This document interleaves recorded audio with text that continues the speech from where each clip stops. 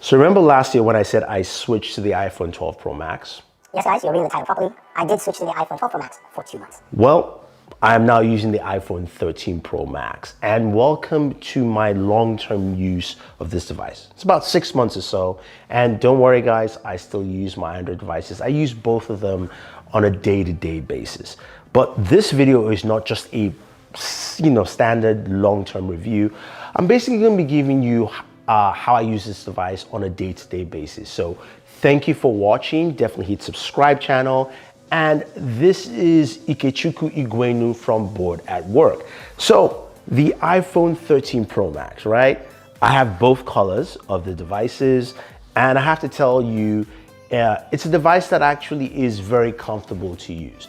I'm not a traditional iOS user, and it's something I've come to learn over the last, couple of years, and how easy it is to use an iOS device. And that is some of the things that actually plays along the way. So I'll start off with one of the best benefits of having the iPhone 13 Pro Max, which you all know is the battery.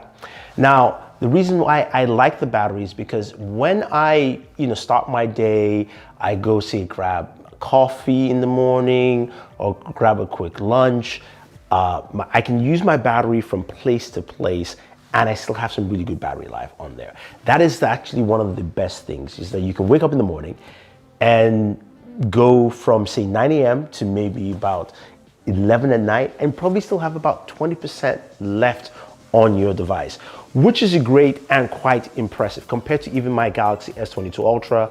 I can't last that long using it on a daily basis. So for me, that is very important and that is very key. So this allows me to do a lot of things. It allows me to go out and take photos and take videos, especially when I'm going to this awesome barbecue spot. By the way, if you're ever in Clifton, New Jersey, I just have to shout them out because they make some really great barbecues called All the Smoke.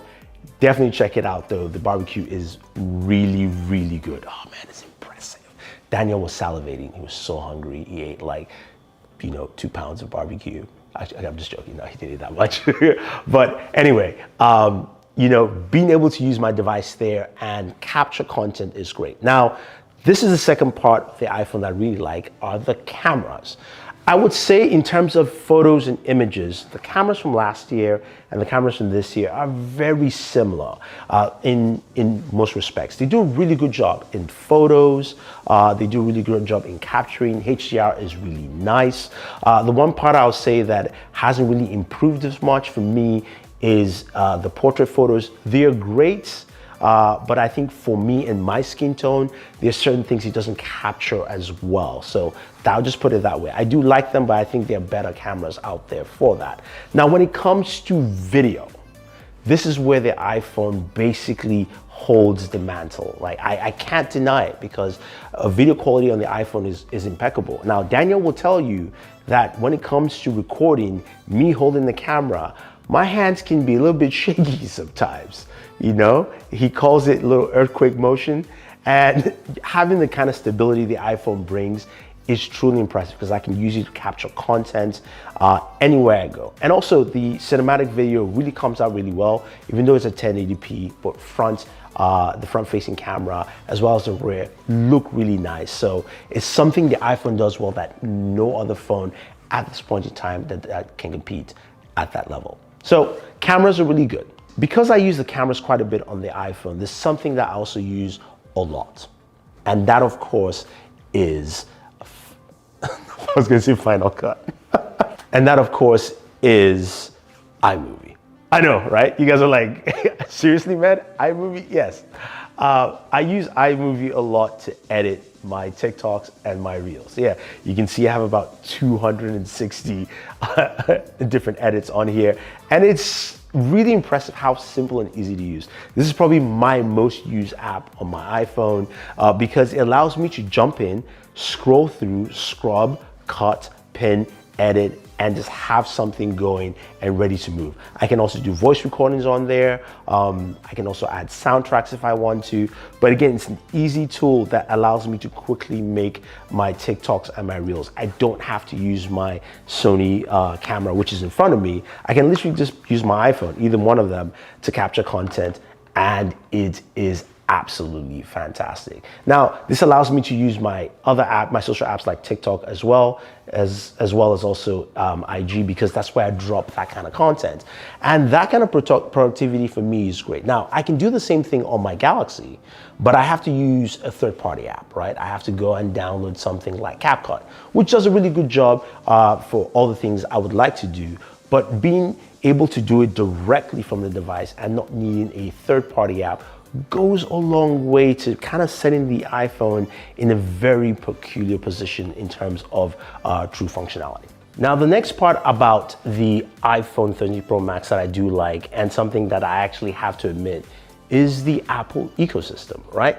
Being able to use things like my iPhone 13 Pro Max, my Apple Watch Series 7, as well as also something called the Tempo Move to do my workouts at home. You're going, really, man? Yeah.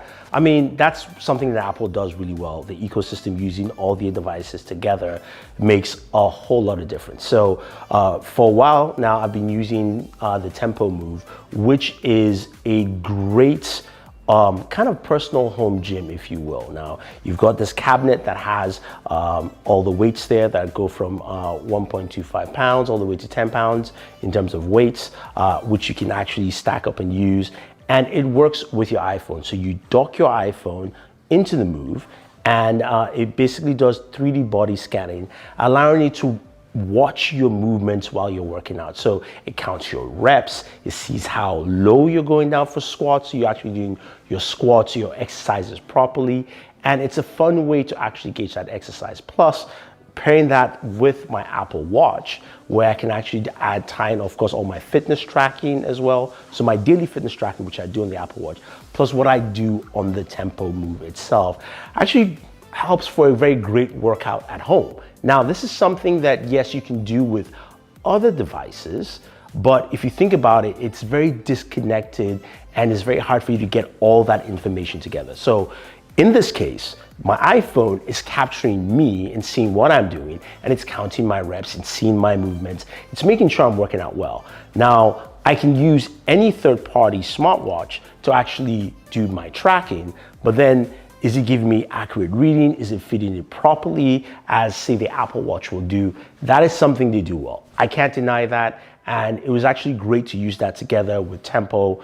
And I found it to be a very great experience, being able to wake up if I didn't have to go to the office or go to the gym or had to stay at home for whatever reason. Also, you know, we've had COVID for the last couple of years now, so it was easier to do workouts with this.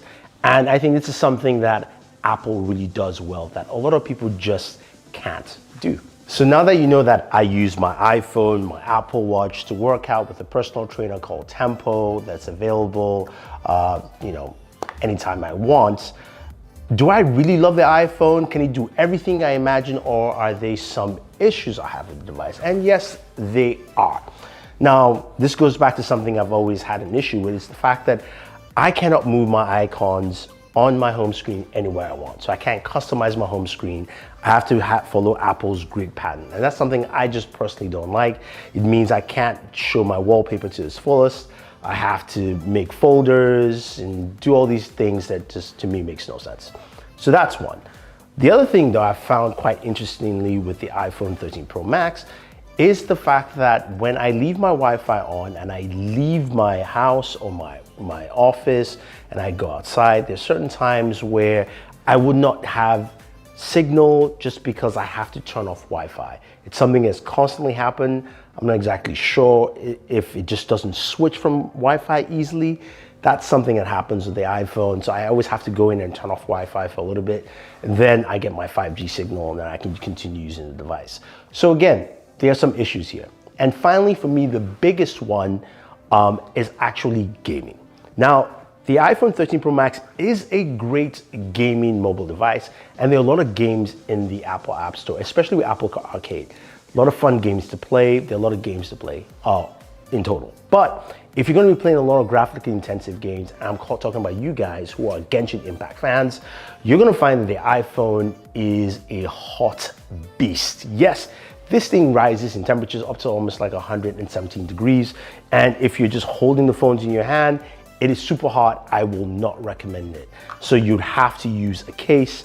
you know, like this leather case here, or even the Spigen one. Although I do hope Spigen make that gaming case for the iPhone, because it's definitely needed.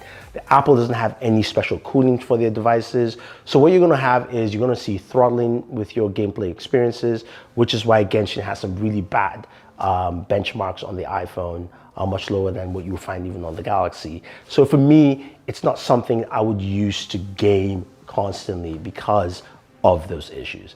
That being said though, it's been almost 2 years with me using the iPhone as a day-to-day device with of course, my Android device. And I have to say though, Apple has really impressed me with a lot of things. As I've mentioned in this video, there are things they do really well that I think a lot of people like, and the ecosystem is something that is hard to beat. So would I recommend the iPhone 13 Pro Max to anyone who wants to pick it up? Yeah, if you like the iPhones, I mean, there's nothing wrong with you. I claim this to be the best iPhone to pick up simply because bigger is better. I mean, I'm sorry, the mini is just too small for me. This works, and I think this is pretty solid. So if you guys have any questions or any comments about the iPhone 13 Pro Max and what it's like to use it, in the last 6 months, or my total usage for a year and a half, let me know. Otherwise, guys, don't forget to like, share, subscribe, and always enjoy your pork chops.